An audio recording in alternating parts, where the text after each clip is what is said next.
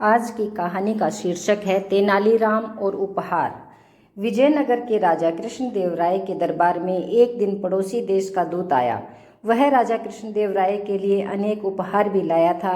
विजयनगर के राज दरबारियों ने दूत का खूब स्वागत सत्कार किया। तीसरे दिन जब दूत अपने देश जाने लगा तो राजा कृष्णदेव राय ने अपने पड़ोसी देश के राजा के लिए कुछ बहुमूल्य उपहार दिए।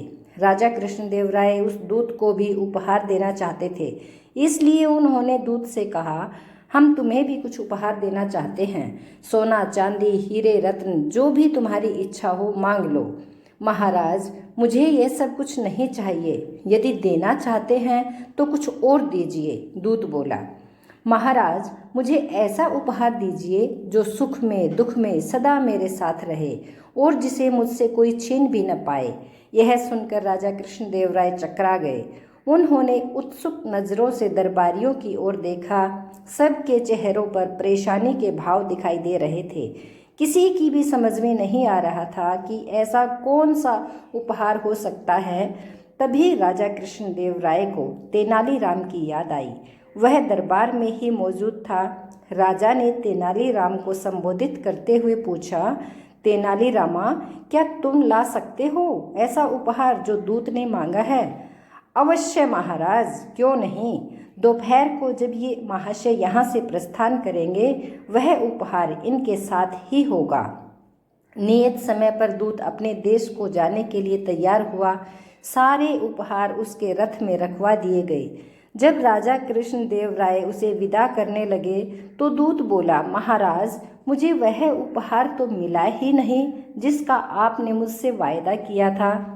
राजा कृष्णदेव राय ने तेनालीराम की ओर देखा और बोले, तेनालीरामा, तुम लाए नहीं वह उपहार?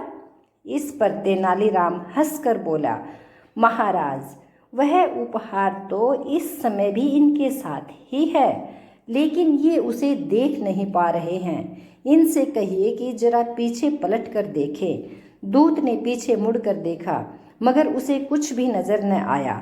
वह बोला, कहाँ है वह उपहार? मुझे तो नहीं दिखाई दे रहा।